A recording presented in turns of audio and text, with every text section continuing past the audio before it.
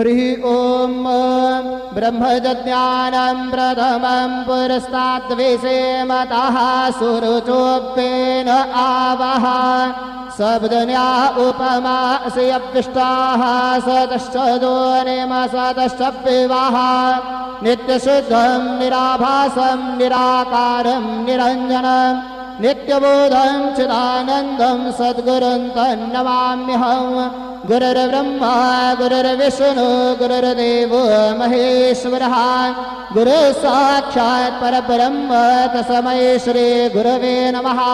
सद्गुरु साईनाथ देवताभ्यो नमः।